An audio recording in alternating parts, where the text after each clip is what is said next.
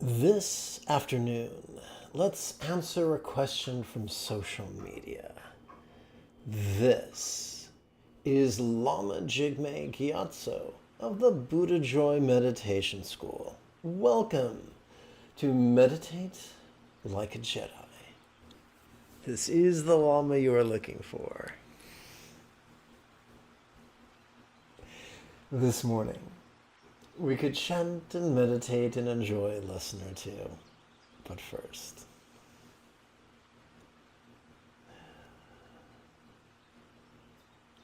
if you love Star Wars and you wish to meditate as profoundly as Qui-Gon Jinn on Naboo, be sure to subscribe and ring that notification bell.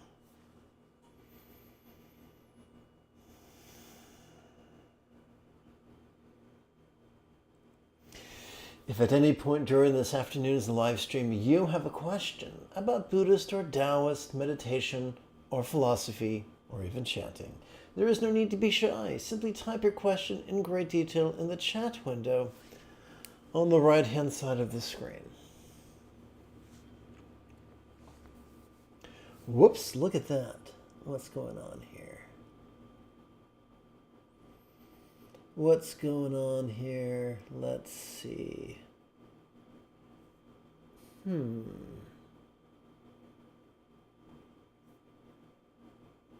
There we go. That's much better. So Ad Independent 4753 asked, what am I? It deeply resonates with me when I hear embodiment logic. For example, I don't have a body, I am the body. But it also resonates me when I hear I am not the body nor the mind, I'm just the awareness. What am I?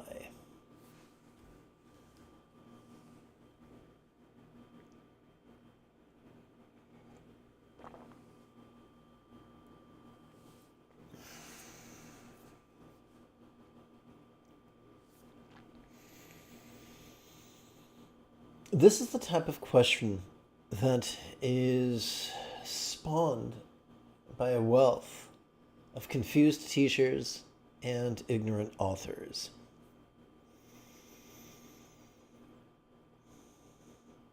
The Buddha did not teach the three marks of reality,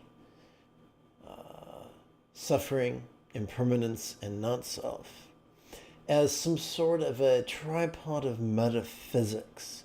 Au contraire, the Buddha did not teach that suffering comes from an ignorance of metaphysics. What then? What is it that sucks the joy out of life? Is it the presence, the mere presence of our primal drives to shove at some things, to reach for other things, and to cling to yet other things? Or is it more subtle? Is it the tyranny of those survival drives that undermine the expression of our oxytocin-oriented reward system that leads not just to survival, but to fulfillment? I would say, yes. It is the tyranny of our primal drives that exacerbate the stress in our lives. The Buddha taught not only was there liberation from the tyranny of these primal drives, but that the path to that liberation is doable. It's tangible. There's nothing mystical about it. It's very pragmatic. The first fold of the Eightfold Path is right view. Now, is right view defined by metaphysical beauty, or is it deeply trenchant and pragmatic? I would say it's the latter. Right view is a view of reality that helps us to be free of the tyranny. Now, why can't it just be from believing right metaphysics? Now, here's the irony. Belief is a form of rigidity. So the teacher Lao Tzu who was born about a half century before the Buddha, explained it well. There is a dichotomy. There is rigidity and flexibility. There is being controlling or being laid back. There is no freedom in being rigid and controlling. Think about the moments in your life when you have been your most rigid and your most controlling. Were they the most peaceful? Were they the most joyful? I think you know they weren't. Our greatest peace, our greatest joy flows from being flexible and laid back. So, since there is no way to believe ourselves into flexibility or to believe ourselves into being laid back, the very mechanism is the secret. We access flexibility by letting go. We access being laid back by letting go. So our method of navigating right view must lend itself to letting go. That is why the wisest teachers help students to contemplate the right view of reality, not through affirmation, but through rhetorical question, whose very practice involves the mechanics of letting go. But what has that to do with determining who I am? Well, in the Tao Te Ching, we are warned that he or she who would define themselves can never know themselves. Defining ourselves is an act of rigidity. It's an act of trying to control all the variables. And when we are rigid, when we are controlling, we are divorced from spontaneous flexibility and insight that it produces. What if who we are changed moment by moment, if not day by day? Then defining ourselves not only would be a fool's errand, but would reinforce the toxic habit of being rigid, of being controlling.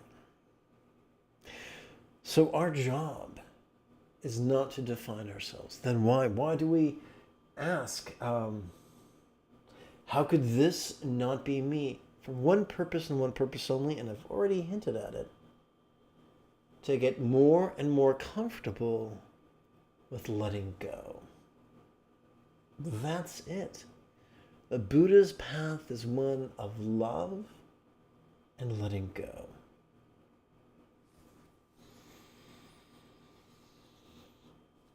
Every day I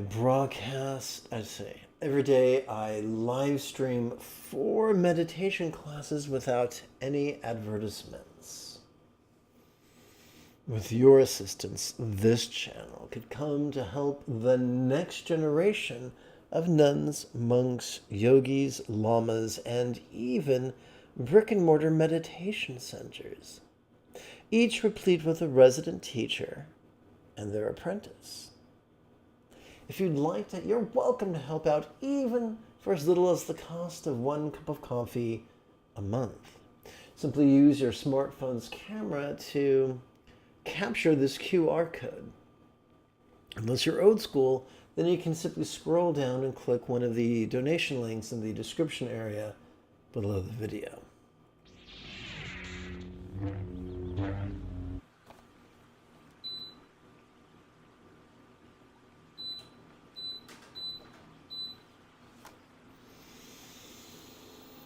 And now let us play with the latest iteration of Easy Meditations Proto-Zen that is based upon the writings of Bodhidharma, who brought Zen from India to China, where it was known as Chan.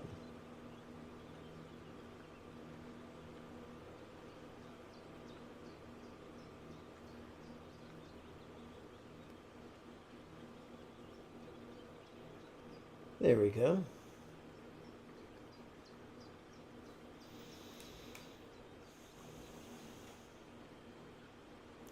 the easiest way to generate the subtle sensations of bliss, known in Sanskrit as Bindu Mahamudra, is simply to clasp one hand or press one hand in the prayer posture in harmony with one's center line, in alignment with one's center line, before one's chest, while chanting the Heart of Wisdom Sutra.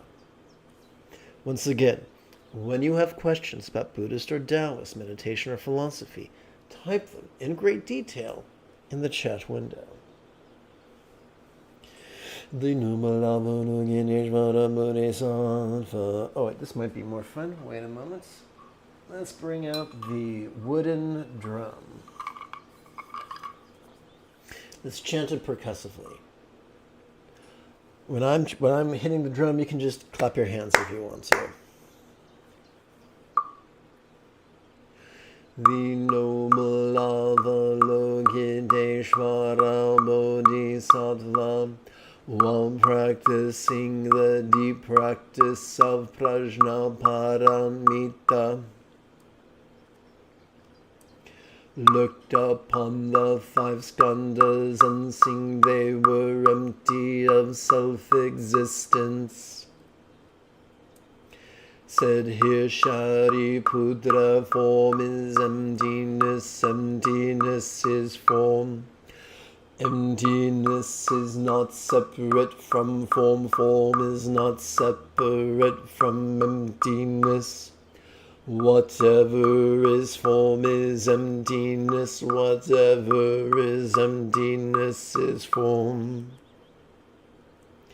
The same holds for sensation and perception, memory and consciousness. Here, Shariputra, all dharmas are defined by emptiness, not by birth or destruction, purity or defilement, completeness or deficiency. Therefore, Shariputra, in emptiness there is no form, no sensation, no perception, no memory, and no consciousness. Now, while I'm at it, this might be a good opportunity to do a quick edit. Well, maybe tomorrow or tonight. Let's continue. Therefore, Shariputra, in emptiness there is no form, no sensation, no perception, no memory, and no consciousness. No eye, no ear, no nose, no tongue, no body, and no mind. No shape, no sound, no smell, no taste, no feeling, and no thought. No element of perceptions from mind to conceptual consciousness. No causal link from consciousness to old age and death. No end of causal link from consciousness to old age and death. No suffering, no source, no relief, no path. No knowledge, no attainment, and no non-attainment. Therefore, Shariputra, without attainment, Bodhisattvas take refuge in Prajnaparamita and live without the wall of the mind. Without walls of the mind, and thus without fears, they see through delusions and finally accomplish nirvana. All Buddhas, past, present, and future, also take refuge in Prajnaparamita and realize unexcelled perfect enlightenment. You should therefore know the great mantra of Prajnaparamita, the mantra of great magic, the unexcelled mantra. The mantra equal to the unequal, which heals all suffering and is true, not false. The mantra in Prajnaparamita is spoken thus: Gate gate para sangate bodhiswaha.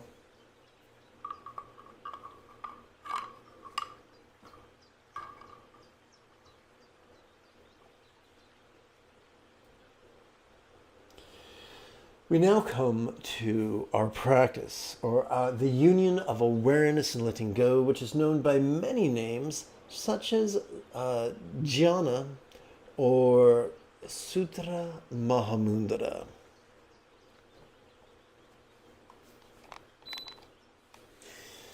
So, meditation is a lot. We can learn a lot about meditation from watching our dog or our cat. When they are tired, they lie down and sleep. When they've got the zoomies, they indulge the zoomies and just sprint about the apartment. Likewise, when we have the mental zoomies, we do what Bodhidharma suggested and play with contemplations.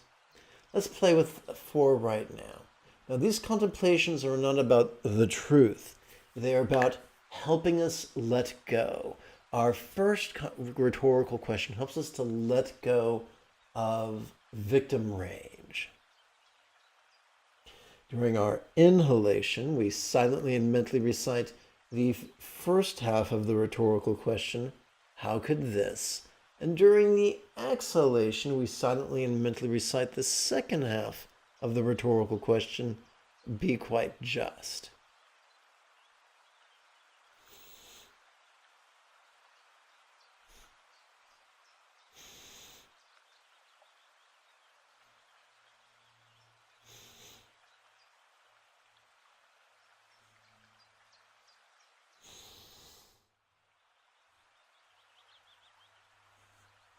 Our second rhetorical question, how could striving increase stress?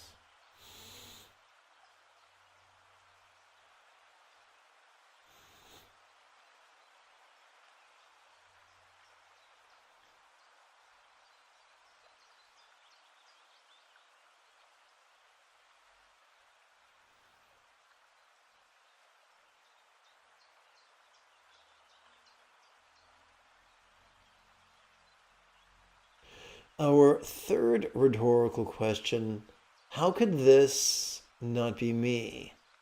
Which really helps us to let go.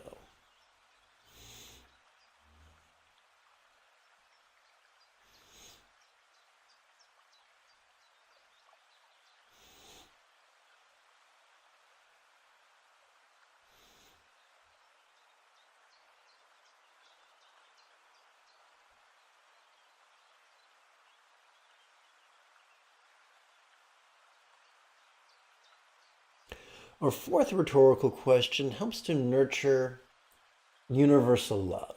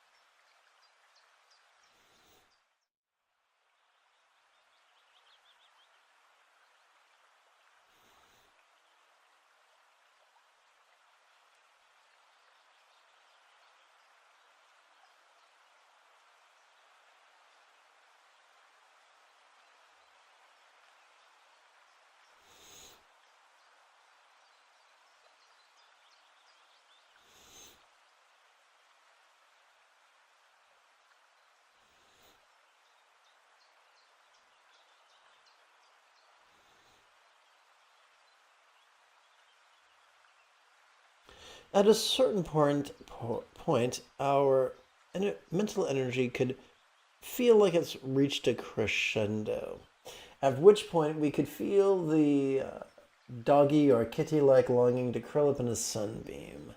And then we meditate. As we breathe in, we could silently and mentally recite sitting tall. And as we exhale, we could silently and mentally recite relaxing. And believe it or not, this will increase our peace.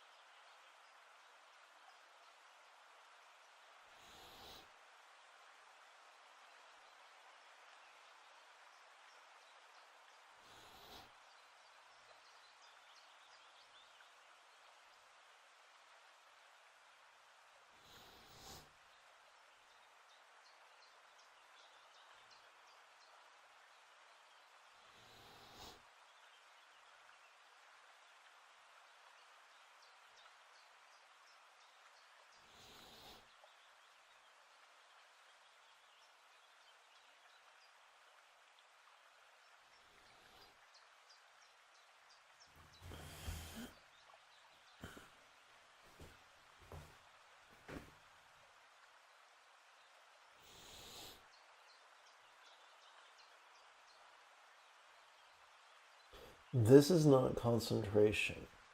When perceptions come to mind, perceptions of the senses, or of thoughts, emotions, intentions, memories, or fantasies, when they come to mind, we don't push them away, nor do we chase after them.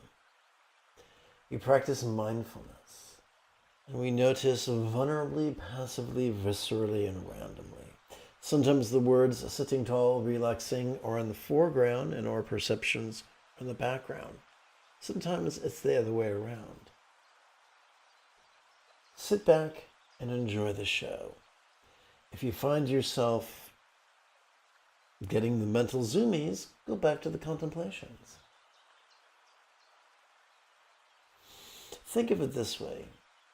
You're with a friend on a patio, enjoying a beautiful sunset, sipping at some sparkling water, and sometimes, a seagull flies by. Sometimes it lands. You're aware of it. You're not distressed. You don't chase it away. You don't chase after it. It's just part of the present moment in all its glory.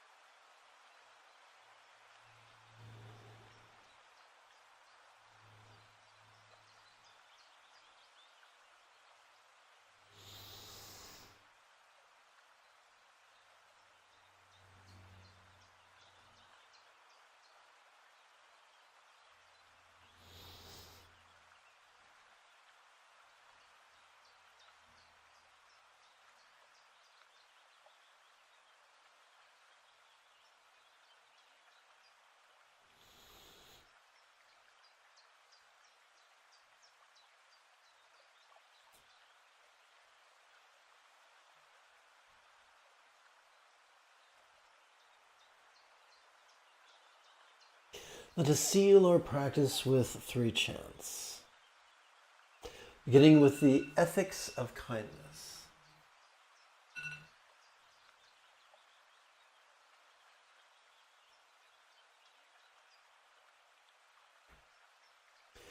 May all beings practice of kind communication, conduct, and calmness for the spontaneous and uncontrived. Let us continue with universal auspicious rebirth. May each being take auspicious rebirth, master the Buddhist path, and then help others do likewise. Now let us conclude with the 4 immeasurables.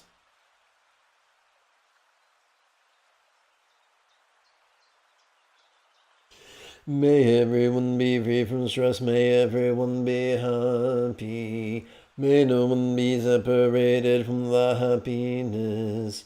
May everyone have balance from the tyranny of hating, craving, and clinging freed.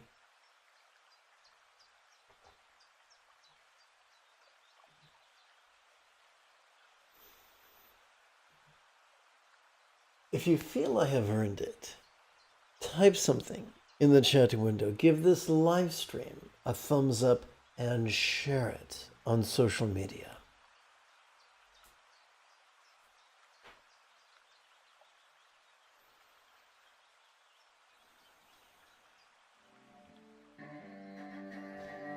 In approximately 3 hours, I would love to return to lead this evening's chanting and meditation.